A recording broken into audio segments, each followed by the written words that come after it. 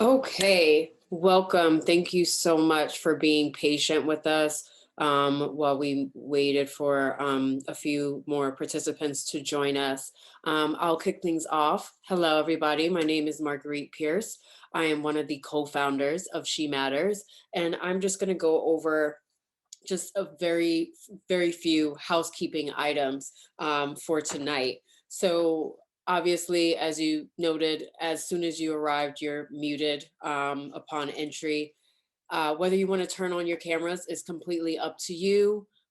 Feel free, it's at your discretion, no pressure. Also, just be mindful that the topic and the subject matter that we're talking about is very sensitive and could be triggering for some depending on their experiences. So if you feel overwhelmed by any of the conversation, I'm going to put a crisis text line in the chat, and feel free to use it if you need. The last housekeeping item before I get to some announcements is that we want to make sure that this and maintain a sacred space. So please refrain from like advertising any products or services as we take questions and answers. Another thing that you guys should know about She Matters. All of the events we provide to our community are free of charge. We do not want cost to be a barrier to mental wellness. And in honor of Black Maternal Health Week, we have released some limited edition sweatshirts and t-shirts that are available for purchase online. And we just ask for your support by purchasing a sweatshirt or a t-shirt, because the proceeds from these sales will subsidize therapy for a Black mother who needs it. So I'm going to put all of that in the chat, and I'm going to hand it over to our CEO and founder, Jade Kearney. Thank you so much, Marge. Marge is she rows the boat, just to say that. Marge is an author. She's a life coach. She's all of the things. Always so, so grateful that one, she's my best friend, and two, she's the co-founder. So thank you, Marge. Oh my God, thank you so much for being here. This week has been so busy. For everybody in the maternal health, in the Black maternal health, mental maternal health space. It's been crazy for us. And so I'm thanking you guys for supporting us. And for all the newbies, I'm just going to talk a little bit about what She Matters is. So She Matters is an online, offline platform dedicated to supporting Black women who experience postpartum anxiety and or depression. And She Matters started through my own experiences with postpartum anxiety and OCD. So just to let you know, 3 years ago now, it seems like yesterday, but 3 years ago, I was afraid to walk past my kitchen. I was afraid to stand near the window because I thought I was going to harm my daughter. And that's not how I felt. That's not how I felt inside. But those are the thoughts that kept coming to me. I kept thinking like, oh my God, what if I stab her? Oh my God, what if I throw her out the window? Oh my God, I don't want to get too close to the street, because what if the stroller, I lose control of the stroller and it goes into the street and something happens to her? And I was plagued with those thoughts on a regular basis. And I started to lose confidence as a mother. I started to lose confidence in my sanity. I started to lose confidence as a person. It was the scariest thing, one of the scariest things I've ever been through in my life. I just kept looking for validation through numerous people. I went to my family and I said, Mom, my mother is a mother of 8. I said, I'm having all of these thoughts. I think I'm having some type of postpartum something. And my mom's response was, we don't have time for that. Black women don't have time for postpartum. You better get up, walk around, and go back to work. I went to my cousins, and my cousin said, you know, maybe it's because you waited so long to have a baby. I was 33, so I didn't wait too long. But my cousin said that. I'll never forget that I called the doctor and I said, I'm having these thoughts, and I'm not feeling like myself. And my doctor rushed me off the phone and said, I'm going to send you Zoloft. Go get, I said, wait, I don't have that much time. I'm going to send you Zoloft. This happens to plenty of women, and hung up the phone. So at this point, I felt completely alone. Alone is the best way to, I felt by myself. I felt alone all the while trying to be a strong Black woman. Marge is my best friend, and I didn't converse with her about what I was experiencing. I was keeping all of these things inside, and I was communicating what I was able to, because like I said before, I didn't know what was happening.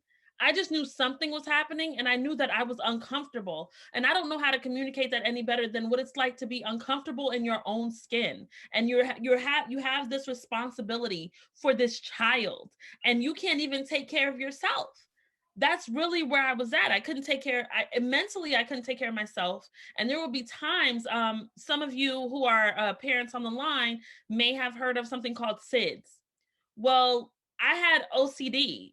So all I thought about was SIDS, and I was not sleeping. I mean, at all. Like, I constantly just stared at my child, wondering if she was going to die at night. And it was just such an excruciating, challenging existence. So I did what any mother would do at 3 o'clock in the morning. I Googled everything that I was experiencing, and I came across all of these articles about something called intrusive thoughts. And a lot of mothers experience intrusive thoughts. And those are those thoughts that I was talking to you about in the beginning, right? So these unwanted thoughts, thoughts that I didn't have those feelings, but they kept coming into my mind. And I said, oh my God, other mothers are experiencing this. But the other mothers that were experiencing this were white. None of the mothers looked like me. All of these mothers were so vulnerable in sharing their stories. And while I appreciated their stories, I didn't see me in any of those chat rooms. I didn't see me on any of those blog spaces. I felt invisible. So I always tell this story, and I always say, I'll never forget, I was a teacher at KIPP in Newark, New Jersey, and I was Googling Black women postpartum depression, and an article came up in BuzzFeed. It was the only article that I felt that resonated with me. It said Black women suffering in silence. And there were 10 stories of 10 different Black women who had PMADs. So they either had postpartum anxiety and depression, or a postpartum anxiety OCD. They had experienced what I was experiencing, and they all were better. So that totally inspired me. They were all better. Like, they had gone through some of the worst moments of their lives. Some of them had been hospitalized, and they were better. So I said, if they can do it, then I know that I can do it. But what I thought about was, I'm going to do it, and I want to help other Black women who feel like there's not a voice, there's not an advocate, and there's not a space for us to have community where we have resources that are pertinent to us, and culturally competent therapists and mental health care workers. That was the struggle, right? Like, not only do I not see me, not only do I not see other Black women who are experiencing what I'm experiencing, no one else is talking to me about this. My mental health care professionals aren't talking to me about the deficits in mental health care for Black women who are mothers. They're not talking to me about the fact that Black women are 8 to 12 times more likely to die during childbirth than white women in New York City. They're not talking to me about the fact that Black women are 4 times more likely to die at the national level during childbirth than white women, or that our children are 4 times more likely to die, or that in New York City, we're 8 to 12 times more likely to die in our postpartum period. I had my daughters in New Jersey because of this statistic. So something that constantly overshadows us is, here we are with this amazing news. We're going to have a baby. This is amazing. And on the onset of birth, we immediately think about death as Black women. Will I be okay? And Black maternal care is so important because it's life and death. Are these people culturally competent who are handling me? Are they going to care that I'm in pain? Do they understand that Black women are more likely to have preeclampsia? Do they know that during the postpartum period, Black women are more likely to not communicate that they're experiencing PMADs? Do they know that I'm scared? And so without that from healthcare professionals and mental health care workers, you just feel alone.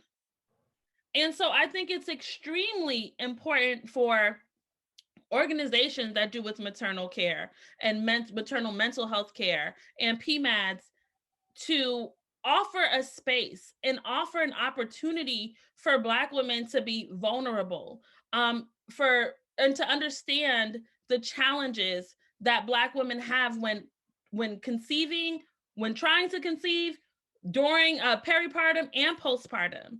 And so, with that being said, I was working with a psychiatrist who happened to work at the Motherhood Center.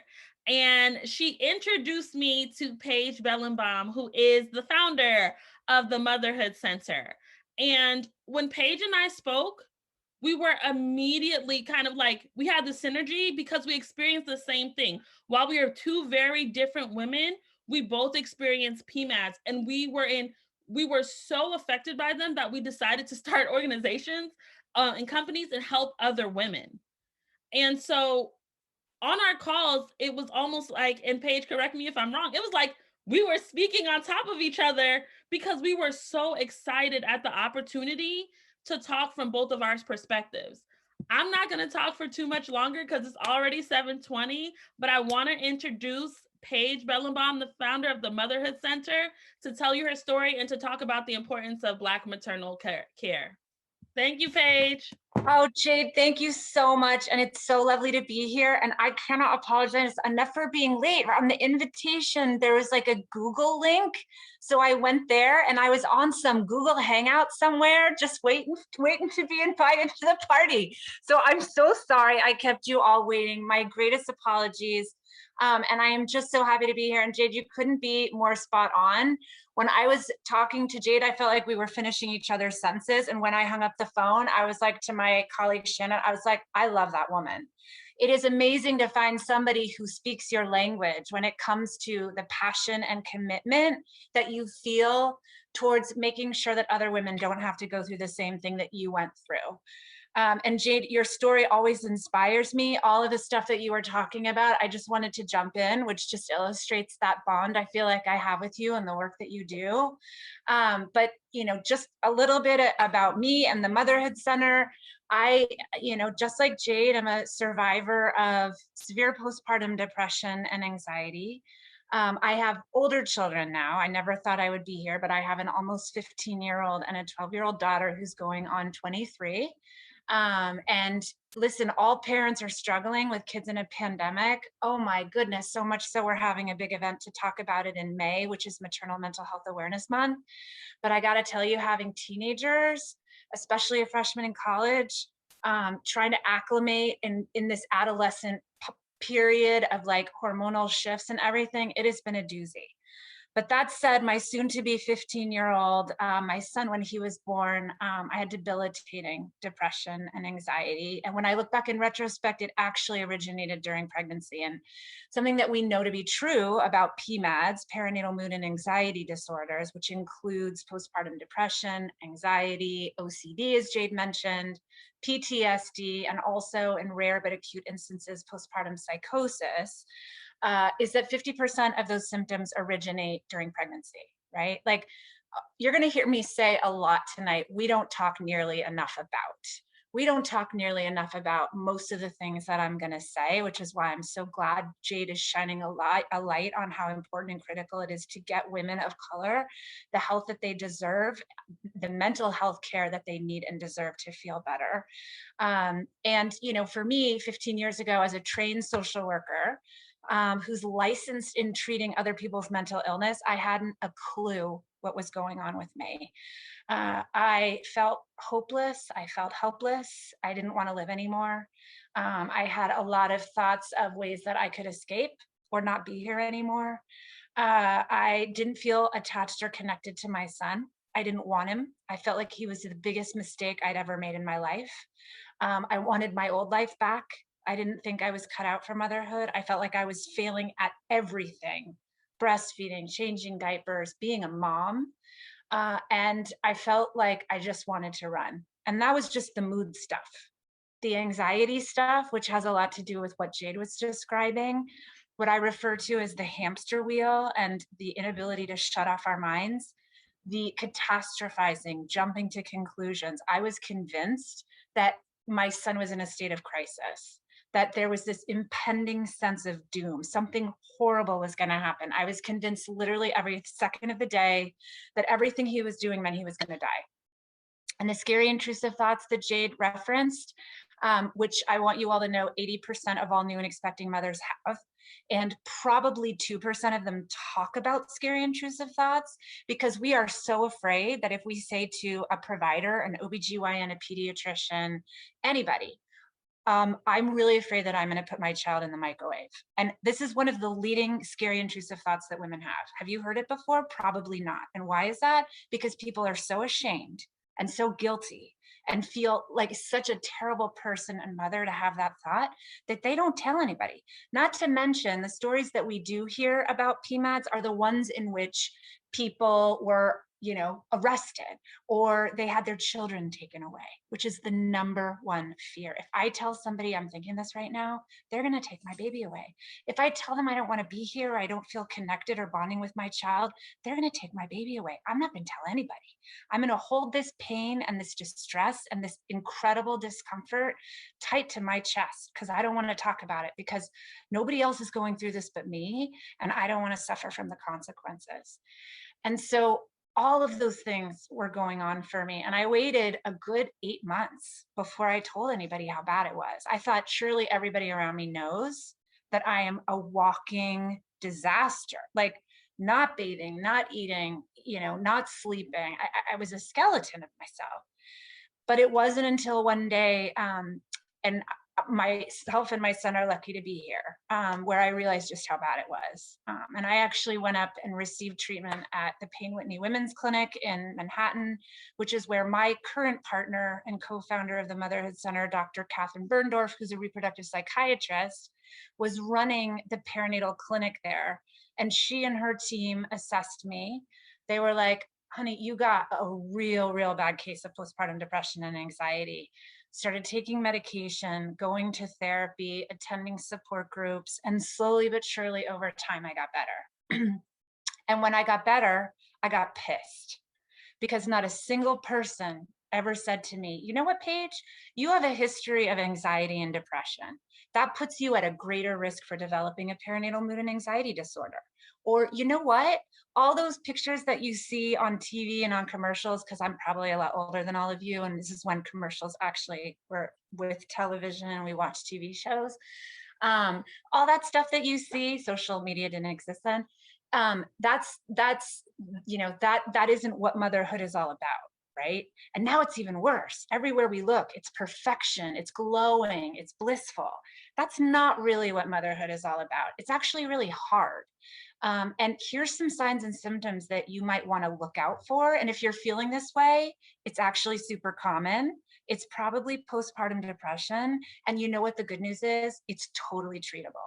Never heard it. Nobody ever said it to me. There's still an incredible deficit across the divide when it comes to education around PMADs. And so I got really mad. And I had a background in public policy and advocacy. I drafted legislation, and all my free time right after my second was born, I started researching what cities and states and the federal government, which at the time was doing nothing. What are people doing about this to address the educational deficit and the treatment deficit that so many women, right? 1 in 5 when we're not in a pandemic, 20% of all new and expecting moms are experiencing a PMAD. 40% of women of color are experiencing a PMAD, right? Why isn't anybody doing anything about this? And 80% of those women are not getting treated. They're going undiagnosed. So when you think about what those numbers really look like, we're looking at across the board, probably 30 to 40% for women of color, probably closer to 50. And in a pandemic, we have rates that are being detected as high as 70% of all new and expecting mothers. We are in a maternal mental health crisis right now, and we are feeling and seeing the ramifications of that at the Motherhood Center. Our phones have been ringing off the hook. We have tripled our business, and we're at crisis proportions. We have to do something. So I ended up writing some legislation, worked very closely with a state legislator who is a big proponent of women's issues. We got it signed. It wasn't exactly what we were looking for. We wanted mandatory screening. We got strongly encouraged screening. That was back in 2014. A lot has changed. A lot is being done. We opened up the doors of the Motherhood Center in 2017 to provide support and treatment to new and expecting moms that are struggling with and suffering from perinatal mood and anxiety disorders. But we have such a long way to go. And so, where are some of the obstacles and barriers?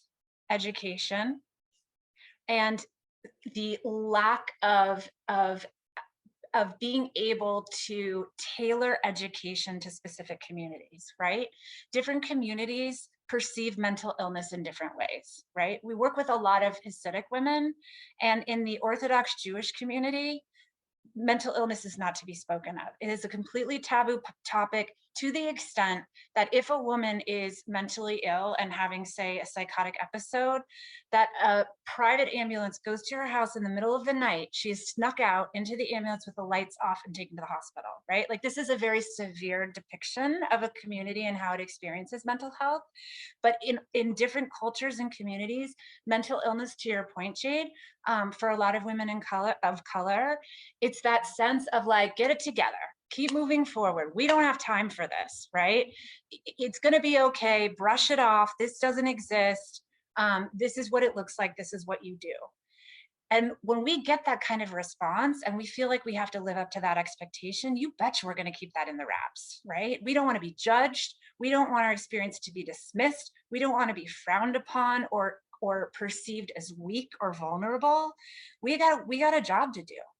And so even though more and more education is happening, it isn't happening in a culturally competent fashion, right? Where we're taking into consideration, what are the specific dynamics of this particular community? How do they experience and discuss mental health? Some of the instruments that we use to determine whether or not somebody is struggling from a perinatal mood and anxiety disorder, it's called, one of the primary instruments we use is the EPDS, the Edinburgh Postnatal Depression Scale. It's 10 questions. And they range in various ways, but what they're looking for is distress, right? And some of the questions, if not all of them, are so obsolete and arcane and so not culturally competent. I've had so many women, especially those where English is their second language. There's a question that says, I feel as though things are getting on top of me. What does that question even mean? I feel like things are getting on top of me. Like, it can be interpreted as, I feel like things are literally like falling on top of me. And I've had so many women just be like, I didn't even answer the question because I didn't understand it. So even these things that we do have to help us try to seed out and weed out women that are struggling, they're hard to understand. And people are not using them appropriately because they're so freaking scared to answer those questions. Yes, I am having thoughts of harming myself or my baby. Yes, I am feeling unhappy most of the time. And so even the things that are out there are still not necessarily being effective and working. I'm going to breathe for a second. As you can tell, I'm very passionate about this topic. And I want to break Jade for any comments that you might have or any questions or anything. And I see your adorable daughter in the background. No, thank you so much for being so vulnerable and candid with our community, and just for talking. I think I'm always like taken back when mothers share. You hear my child screaming in the back. I'm always so thankful when women share their stories. I do have a question. What do you think some of the barriers are, especially in the center, for Black women in particular, to reach out? Mm-hmm. Some of those things you mentioned some of those things, but what do you think maybe the number one issue you see when Black women visit and they don't return, or why they may not visit? So I think there's a longitudinal response to that question. And first, I'm going to say up front and lead the answer with, we are far from perfect. We are very aware of the fact that we have a lot of work to do to make our offerings, to make our community more appealing and accessible and inviting and relatable to more communities. And it's something that we are very committed to and we're working on. I think, educationally, to your point, one of my theories about the Motherhood Center before we built it, there was this sense of like, if we build it, they will come. And I was like, no, they won't. They're not going to come because we're not normalizing the issue, right? They're not going to come just because it's there. We need to do a much better job of getting out there and normalizing PMAD so that people are even going to feel comfortable seeking treatment. So a lot of the work that I've been doing on the front end has been around education. We've been working very closely with the City of New York and the Department of Health and Mental Health. To your point, Jade, the statistics in the city around maternal mortality, particularly for women of color, are higher than anywhere else in the United States. That is appalling. We are the biggest city, but that doesn't mean we have to have the highest numbers. Au contraire, it should mean the opposite. So the city's been working very diligently on innovative programming and interventions to help minimize the numbers of maternal mortality and maternal death, both during pregnancy, during birth, and in the postpartum period. What I caught wind of about a year ago is in these efforts to both provide education and better services and treatment and awareness for women around maternal health outcomes, is that nobody was talking about maternal mental health outcomes. So we're working very closely with the Department of Health and Mental Health. We actually have the first of many presentations this Monday with the MHQIN network. This is 14 hospitals in the New York City area, most of which are HHC hospitals. These are public hospitals that are predominantly Medicaid patients. And other public hospitals throughout the city, where we're going to be educating them on PMADs, the prevalence, the relevance, the rates in communities of color, how to detect a PMAD, how to recognize signs and symptoms, how to talk to women, even in the preconception phase, so that it's not only something they're hearing about for the first time during pregnancy, how to have a conversation with the woman in front of you that's struggling, and most importantly, how to make the soft handoff to a provider that's going to be able to treat that woman who needs care. At the Motherhood Center, some of the things that we've been really working on to make our services and our mental health treatment, whether it's support groups, whether it's outpatient treatment with a perinatal therapist or reproductive psychiatrist, or treatment in our day program, which is for women that are having a very difficult time caring for themselves and or their baby and need a higher level of care, diversifying the staff, ensuring that our clinical team, those of whom are not women of color, are culturally competent so they have a better understanding of some of the obstacles and challenges that many communities that live in this wonderful city are facing, so that they can be more competent in the way that they assess and evaluate for mental illness in the perinatal population, but most importantly, to treat. We've been offering some support groups, particularly for women of color, that are led by women of color, so that women of color feel more comfortable, more safe, better understood, and finding a sense of community and being able to speak with other women that look like them, that can understand what they've been through. And so we've also, when we're thinking about trying to be more accessible to lower income women, we have instituted a sliding scale. We have a lot of postdoctoral psychology students and also attending psychiatrists that have all taken on a number of sliding scale or free pro bono slots. And we always hold one, if not more, seats in our day program, specifically for lower income women that are either Medicaid, uninsured, underinsured. And we're looking to diversify that. We are in the process of trying to get a 501c3 up and running so that we have even more even more ability to treat women across the socioeconomic divide. Those are some of the things that we are trying to implement internally. We're also very mindful of our outward facing presence. And so, in an effort to be relatable to all kinds of different communities in this city and beyond.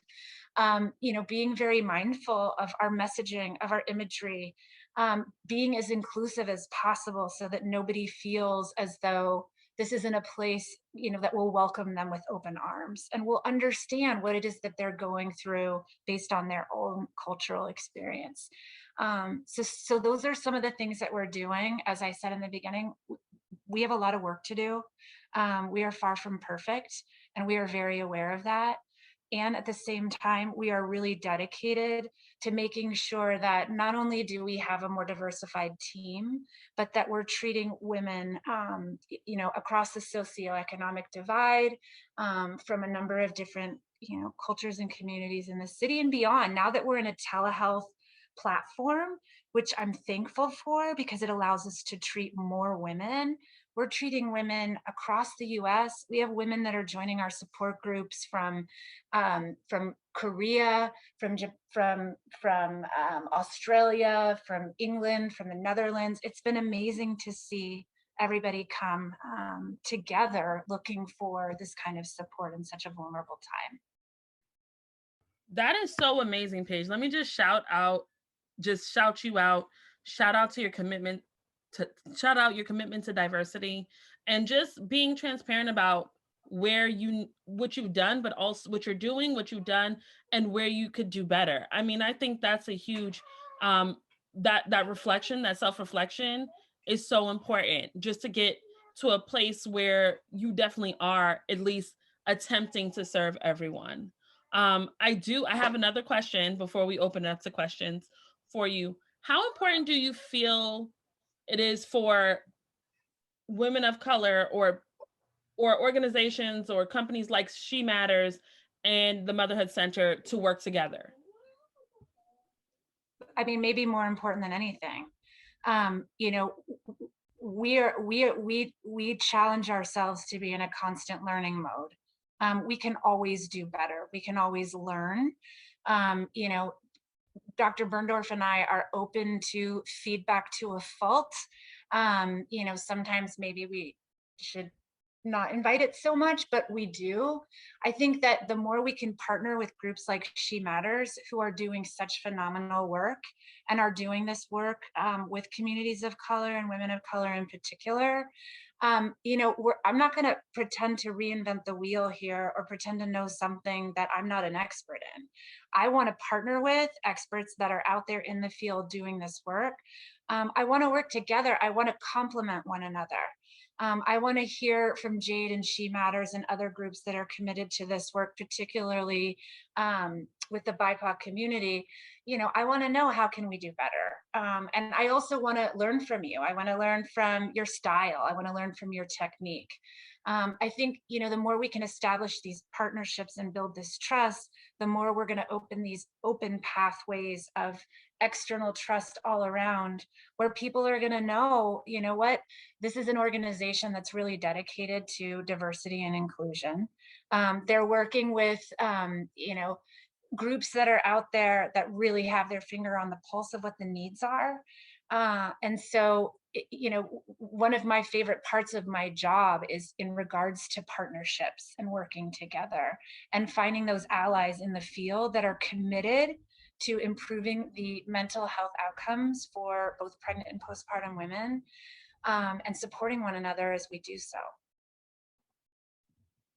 I totally agree with you. Marge, were you going to ask a question? Yeah, I was just going to make a comment, Paige, because you talked a lot about, the educational aspect and, doing presentations and partnering with the city health department and the mental health department. And I just had a comment in terms of, the work Jade and I were doing in interviewing Black mothers. And what stood out to us was that a lot of the women didn't even recognize that they had a medical issue or something that was to be diagnosed, right? They all looked at it as some type of personal failing. Oh, this is just unique to me. What I'm experiencing, nobody else has ever experienced. So, just the educational component is so paramount to this work, because a lot of women don't even realize that postpartum depression even exists. No, it's true. It's true. And again, I'm not sure, look, we all have different perspectives on levels of government and how they are or not successfully addressing issues. I have to say, in kind of peeling away the layers of what the city has been working on in their efforts to drastically reduce maternal mortality and improve maternal health outcomes, particularly for the BIPOC community, they've started some pretty interesting initiatives, one of which is to offer free doula care in the city of New York. Now, this is fantastic, and I understand that in some ways it's controversial, especially to the doula community, and I think the governor tried to initiate similar legislation. Doulas do hard work, and they deserve to be paid for that amazingly hard work. And so if we're going to offer free care, you bet your bottom dollar that the city and or state better be paying them for the work that they do so they can offer their services for free to women in need. But, figuring out these ways, to your point, we don't know what's happening to us, right? Like, we don't know in the delivery room that we have choices. I was shocked, and this might not come as a surprise to anyone, but it really hit home. I stood in for our group facilitator. We also have a very strong relationship with the Nurse Family Partnership. I don't know if any of you are familiar with their work.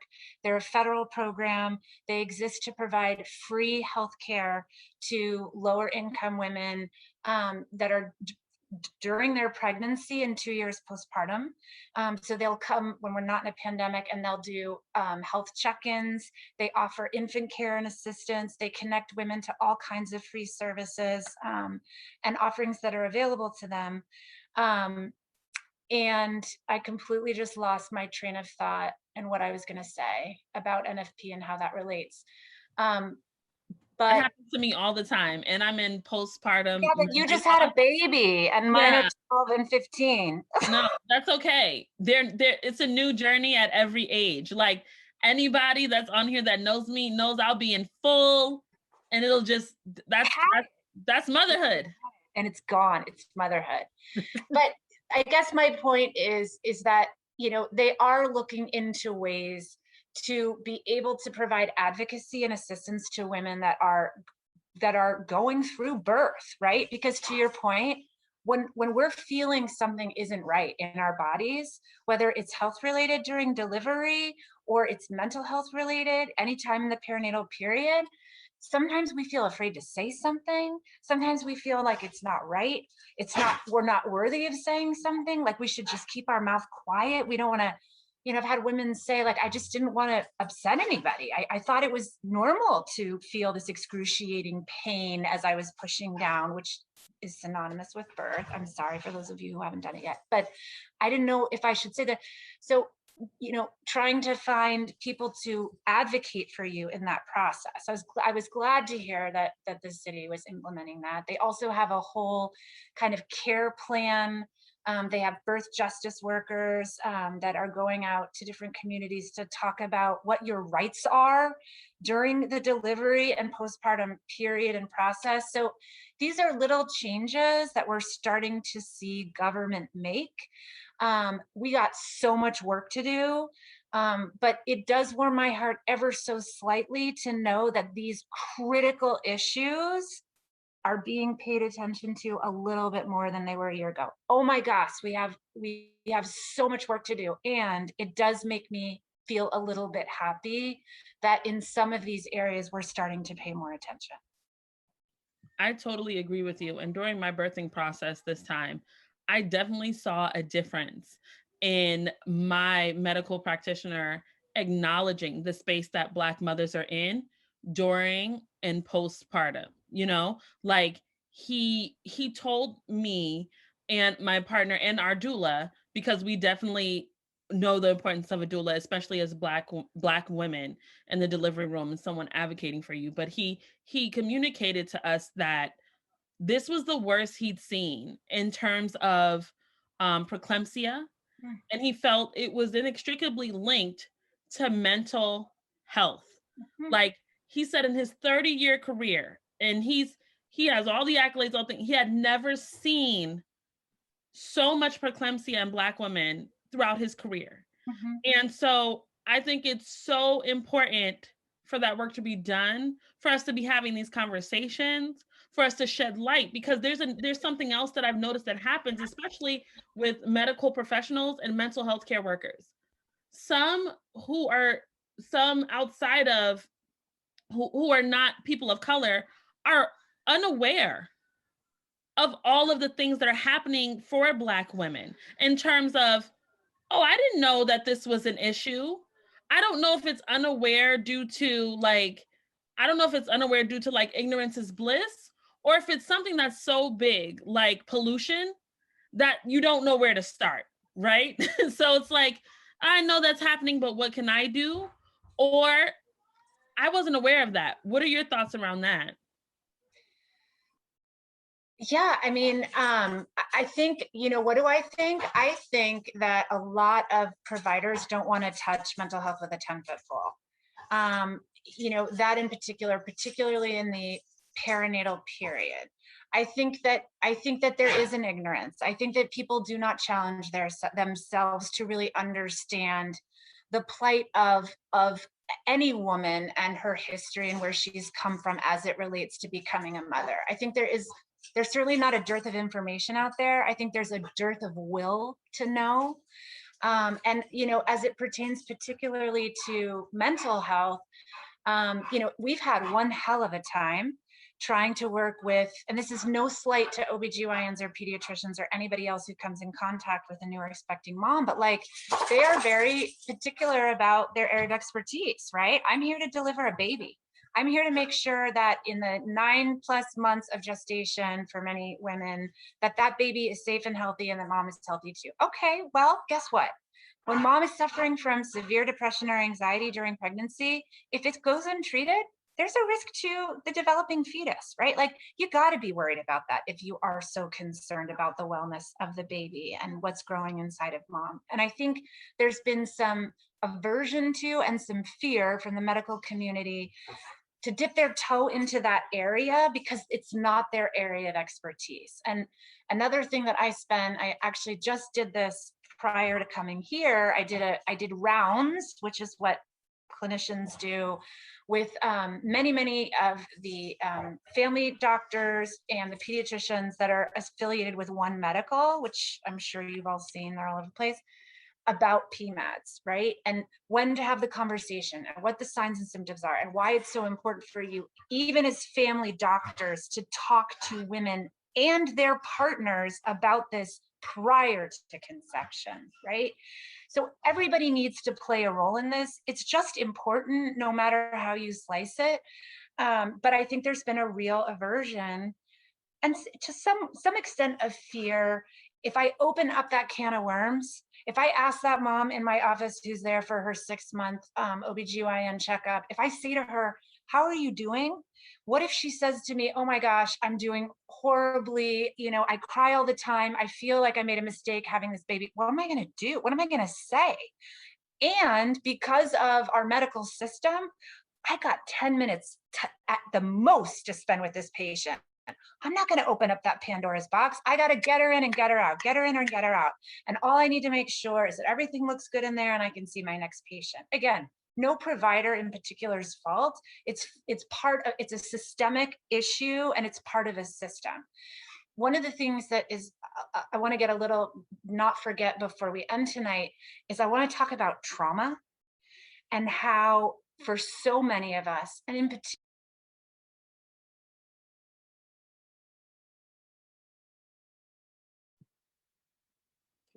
Paige. She's frozen. I think we lost her. Oh no. Okay, we'll just give her a minute to come back. Yeah, well, while she's frozen, in the land of Zoom, shout out to everyone who's here. If you have any questions, please put a question in the chat. And we can answer those questions. If you have any questions for me or Marge right now, you can go ahead and put them in the chat. I'm so happy that you guys are all here. Like I said before, this is a super important week in Black maternal health. Okay, she's but coming please, back. Is she? Okay. Yeah, she's coming back. All right. Thank you guys for bearing with us. Yes, yes. In the world of virtual meetings, Yes. to be expected. So my internet just went out, but that did not stop me. Okay. We're so grateful you made it back. Okay, awesome. Yes. You're back. I don't know where you lost me, but I was going to talk about trauma. Yeah, Yes. go ahead. That's right. where we lost you. All right. Trauma, which probably many of us on this call can relate to in one shape or form. There's big T trauma, there's little T trauma. The way I see trauma is trauma's in the eye of the beholder. And regardless of what our experience is in our relationship to trauma, if we've had it, and if it comes from or originates from the origin of physical, sexual, even witness trauma that wasn't something that we endured or experienced directly, what we know to be true is that pregnancy, delivery, and the postpartum period can be very triggering for women. And a lot of the work around education also that we try to do is encourage providers to check in with women about their trauma history, right? What does trauma mean to you? Are there any experiences that you've had in your life that might that you find yourself thinking about, fixated on, fearful of when you think about delivery and postpartum, right? Like the act of giving birth, breastfeeding, like these are all very triggering things for a lot of women. And so, to get to a place where providers feel comfortable having that conversation and also are better trained to support women that have a history of trauma. Like there's some simple things that those of us in the field, who work with trauma patients, some simple things that we can do to make that experience easier on women. Is it okay if? Am I allowed to?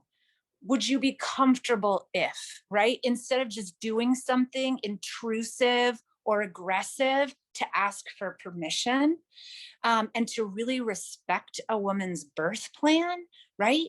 And if she wants to have a scheduled C-section because of her past trauma experiences, or if she, like, however she wants it, to respect that and deliver on that. Because if we cannot give that to a woman and we cannot respect her relationship with past traumas in her life that might come up in this process, the damage it can do, right? And that to bring all that pain back to the surface and to have it manifest at a time where we're expecting something so much more joyful plays such a big role. And of the women that we've treated, and I say this across the board, having a history of trauma is almost a direct indicator of a perinatal mood and anxiety disorder. And I would say 60 to 70% of the women that we treat in outpatient and the day program have a history of trauma. And a lot of the work that we do is holding that trauma and giving women the skills that they need to move past it and regain their strength. Thank you so much for sharing that. And thank you so much for being here. This call was so informative. I always love speaking to you, conversing with you, and just sharing our stories and the work that we're doing. Everybody on the call, thank you guys for being here. This week is extremely, like I keep saying, this is so important because it's shedding a light on something that's so big. Black maternal health is the deficit in Black maternal health. So it's such an epidemic, and without shedding light on it, it's a matter of life and death. This information literally can save somebody's life. So I always like to say, if you are not a Black mother, if you are not a mother, please share this information with a Black woman you know, because she may be suffering in silence. Paige, thank you, thank you, thank you. I am a guest speaker. Yes, I was going to say. Go ahead. You can give the information if you want. Well, Jade, we are so honored to have her as a guest speaker at our big May Maternal Mental Health Awareness event that I mentioned in the beginning. It's May 5th. It's from 11 until 3:45 Eastern time. Even if you can't sign up to see the whole thing, we have panels. Our first and most important panel is around health and mental health disparities for women of color. What are the obstacles and hurdles to treatment? What are the changes that need to happen? We have a stellar lineup of guest speakers.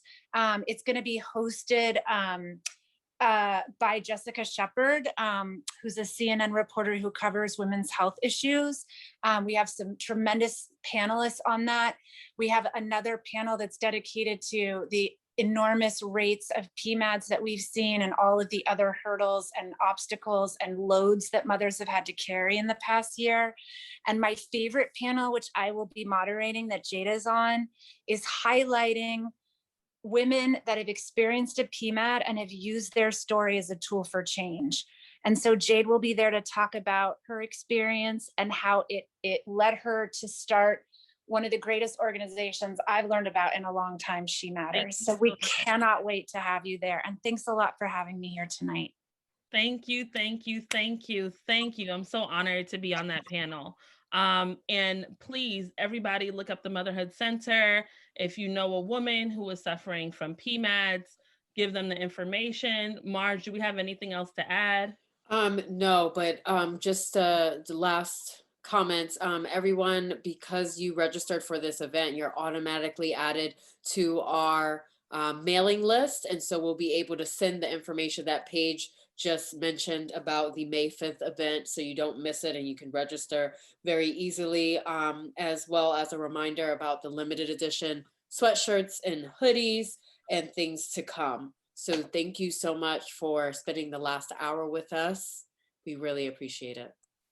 Thank you. I'm gonna buy mine right now. Watch. Thank you so much. Thank you, Paige. Thank you. Thank you, everybody. Have a good night.